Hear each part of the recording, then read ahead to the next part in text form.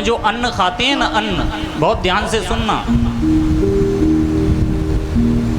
अन्न जो खाते हैं वो अन्न से रस बनता है। अन्न जब खाते हैं तो अन्न का क्या बनता है?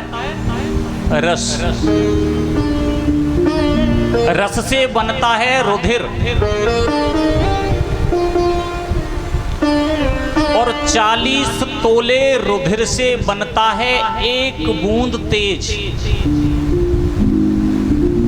शुक्र बनता है 1 बूंद। 40 बूंद रक्त की एकत्रित होने के बाद 1 बूंद तेज पुरुष का बनता है, जिसे हम शुक्र बोलते हैं। और वो तेज पुरुष के शरीर के अंदर 40 दिन तक रहता है। गृहस्थ के भोगों को भोगते हुए संसर्ग के द्वारा वही तेज स्त्री के उदर में प्रविष्ट होता है। 5 दिन तक उसमें कोई क्रिया नहीं होती। बहुत ध्यान से सुने, ये अंदर का विषय है। अगर समझ में आए तो ही बढ़ाएंगे आगे, नहीं तो 5 दिन तक उसमें कोई क्रिया नहीं होती, ऐसा का ऐसा ही रहता है। 8 दिन के बाद उसके जीवाणु आपस में मिलाप करने लगते हैं। 15 दिन में वो बेर की भांति उत्पन्न हो जाता है। 1 महीने के बाद उसका आकार बढ़ता है और दूसरे महीने में उसके अंग प्रत्यंग बनने लगते हैं।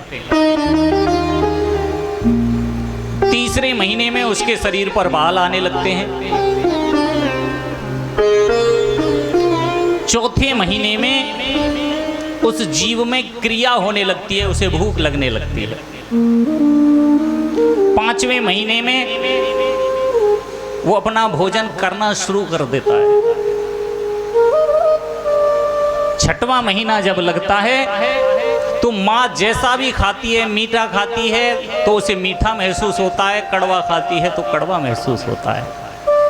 7वें महीने में जीव बन करके बिल्कुल कंप्लीट तैयार है। ऐसे करते करते ये जीव माँ के गर्भ में 280 दिन रहता है।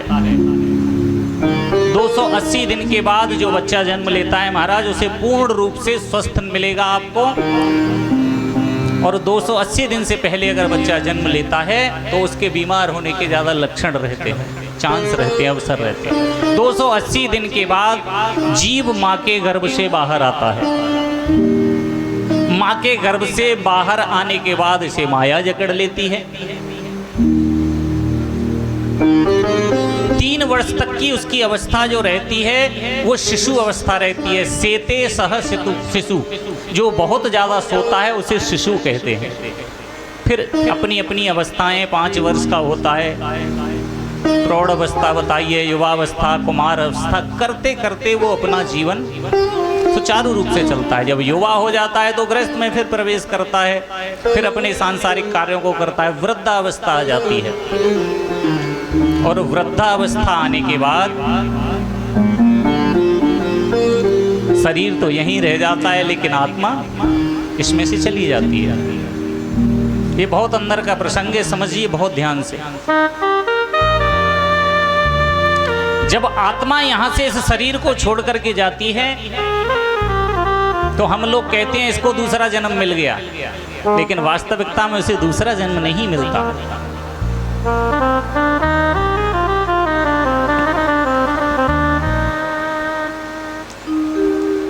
जब व्यक्ति का शरीर पूरा हो जाता है तो उसकी आत्मा निकल करके उसके इर्द गिर्द ही घूमती रहती है और वो हमें संबोधित करती है, आप क्यों रो रहे हो? मैं तो ये खड़ा हूँ, लेकिन हम उसकी आवाज़ न सुन पाते हैं न उसे देख पाते हैं। उसे बोलते हैं सूक्ष्म शरीर। ये स्थूल शरीर है। स्थूल शरीर से जब आत्मा निकलती है तो सूक्ष्म शरीर में जाती है। सूक्ष्म शरीर ऐसे तैयार नहीं होता। सूक्ष्म शरीर कैसे तैयार होता है? जब आत्मा निकलती है तो पहले दिन के बाद जब अंतिम संस्कार कर दिया जाता है, अंतिम संस्कार के बाद नियमावली आई है कि 10 रात्रि तक, उसको 10 रात्रि कहते हैं, नियम है ये। सूतक जब लगते हैं, जब बच्चा घर में होता है तो कितने दिन के सूतक मानते हो आप?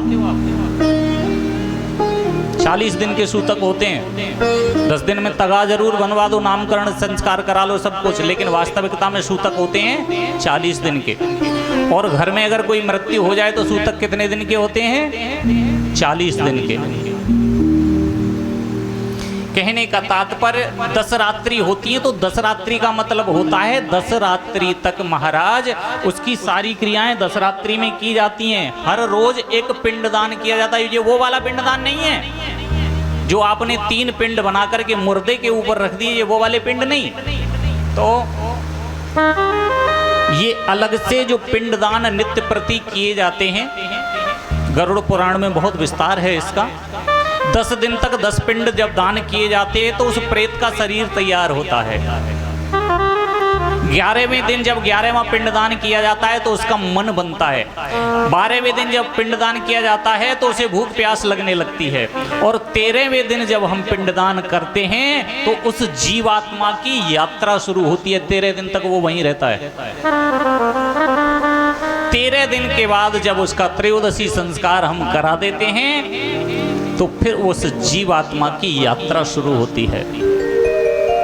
कितने दिन तक चलता है वो? कहाँ जाता है? दक्षिण दिशा में सिर्फ अंधकार में चलता चला जाता है। उसे वहाँ के विषय में कोई जानकारी नहीं होती कि मुझे कहाँ जाना है, मंजिल पता नहीं है, लेकिन वो चला जा रहा है अंधेरे में। और 1 दिन 2 दिन 4 दिन महीने 15 दिन नहीं चलता, 12 महीने बिना रुके उसकी यात्रा चलती है। 12 महीने जब वो चलता रहता है,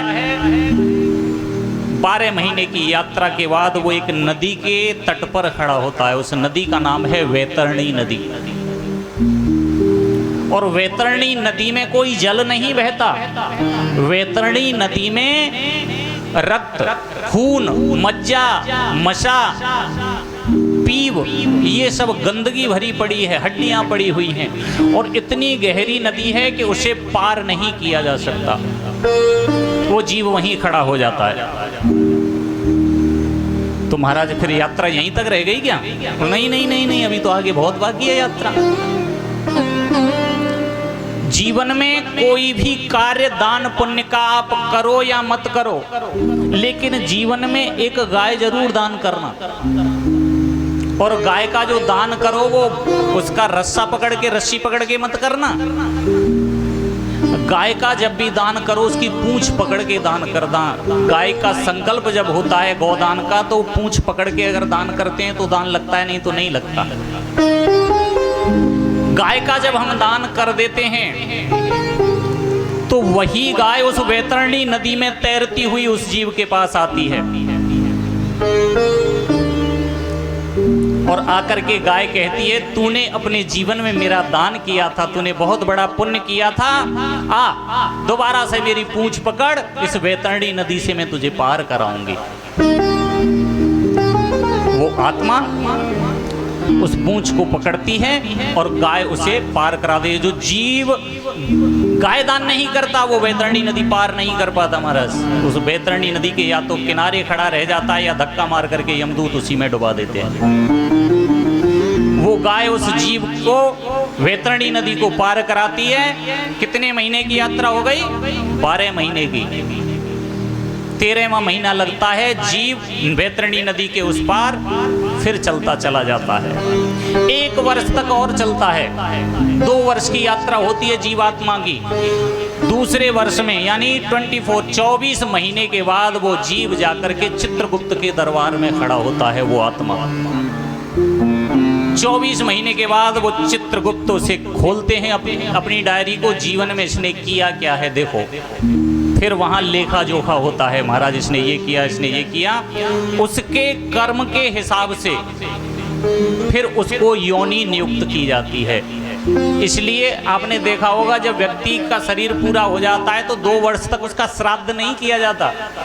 श्राद्ध कब करते हैं? 3रे वर्ष में। इसी कारण से 3रे वर्ष में उसका श्राद्ध करते हैं कि 2 वर्ष तक जो चलता चला जा रहा है वो तुम्हारा कुछ ग्रहण नहीं करेगा। पहले जो 13 दिन के पिंडदान है केवल वही ग्रहण करेगा। वो शरीर बनाए ना सूक्ष्म शरीर प्रेत का, इसलिए उसके बाद कुछ ग्रहण नहीं करेगा। उसके बाद ग्रहण करेगा 3 साल बाद।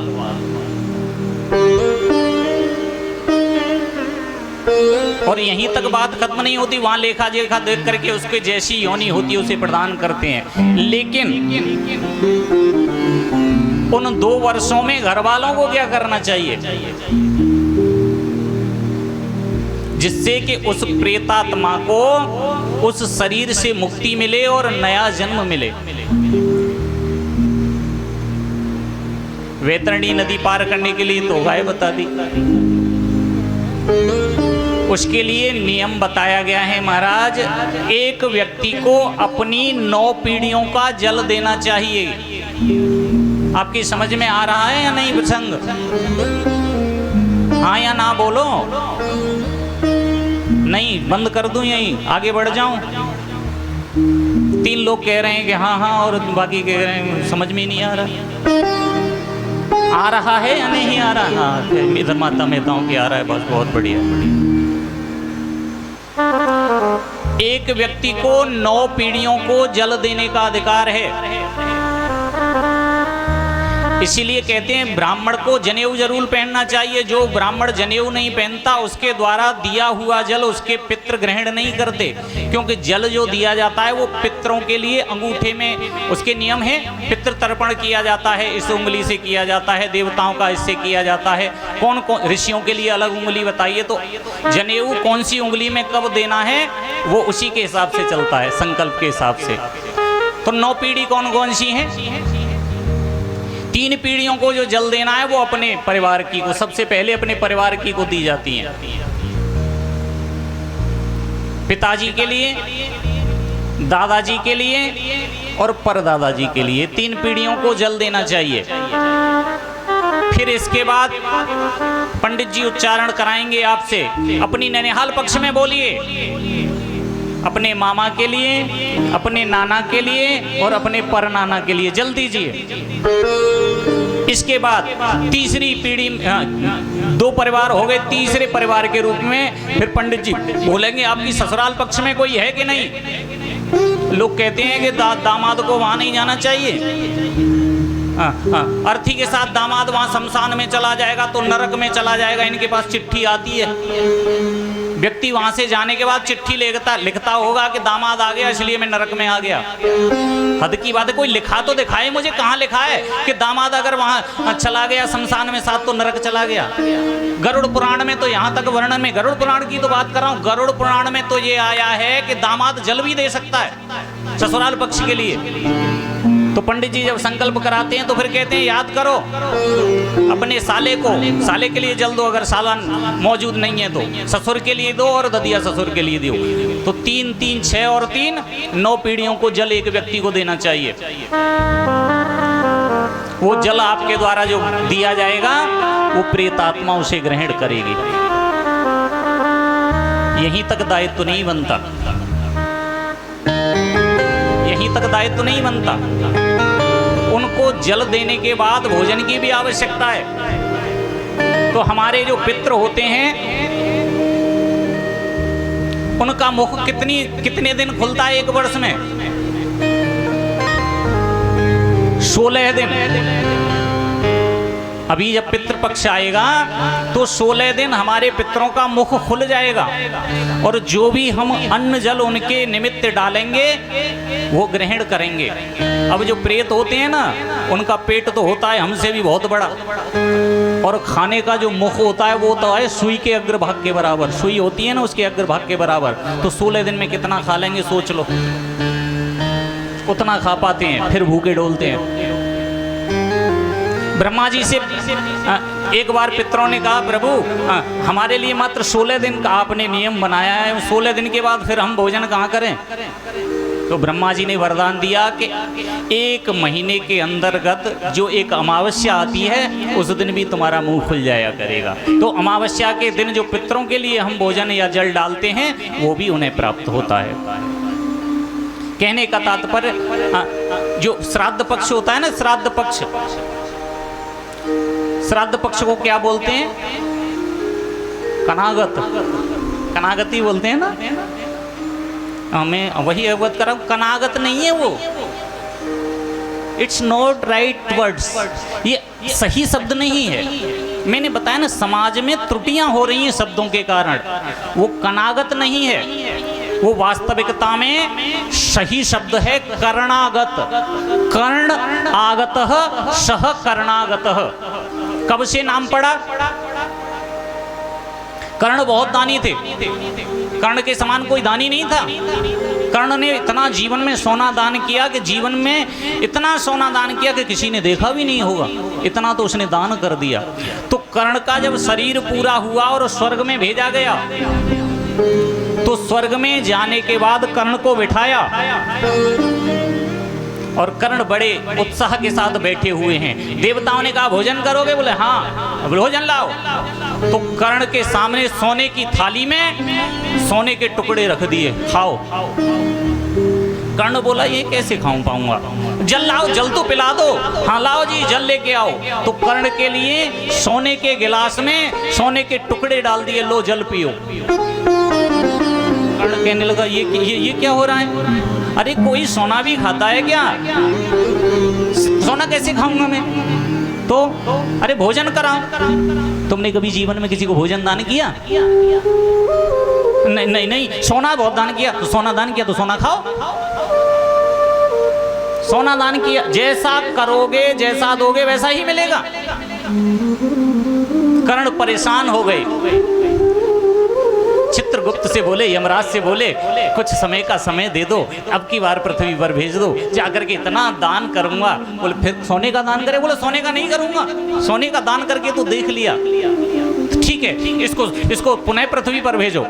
कर्ण को पुनः जमुना किनारे भेजा गया 16 दिन के लिए। यही जो श्राद्ध पक्ष का समय है, इसी समय में कर्ण को यमुना किनारे भेजा गया और कर्ण ने आकर के इतना अन्न जल का दान किया कि पुनः उसको जाकर के अन्न जल स्वर्ग में प्राप्त हुआ। इस कारण से ये श्राद्ध पक्ष में कर्ण आगतः, कर्ण स्वयं चल करके आए। कर्ण मीन्स कर्ण, आगतः मीन्स आए। कर्णागतः, कर्ण धन आगतः, कर्ण ने आकर के इस श्राद्ध पक्ष में दान किया, इसका नाम है कर्णागत। कनागत नहीं, कर्ण आगतः सह कर्णागतः।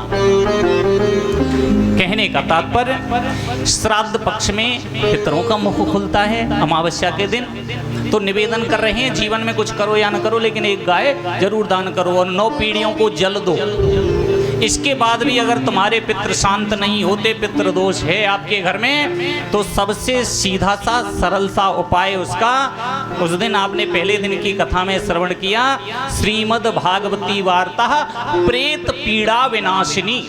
अपने पितरों को अपने घर में किसी उचित वैदिक ब्राह्मण को बुला करके बिठाओ, पूजा पाठ कराओ और 18,000 श्लोकों को पूरा परिवार बैठ करके सुनो और अपने पितरों के लिए चौकी बना करके बिठाओ, उन्हें श्रवण कराओ, गंगा स्नान कराओ, आपके पितृ बिल्कुल मुक्त हो जाएंगे। उन्हें निश्चित 101% समझ लीजिए मुक्ति प्राप्त होनी ही होनी है। इसके अलावा पितृदोष का और कोई उपाय नहीं है कि गंगा जी नवा दो, कि अब के औत रूठ गए, अब के दूत रूठ गए, अब के प्रेत रूठ गए, अब के ये दान कर, कुछ नहीं होने वाला। और एक बात आपको नई और बता दूं कथा की, तो जब कहोगे जितनी कहोगे उतनी कर दूंगा मैं।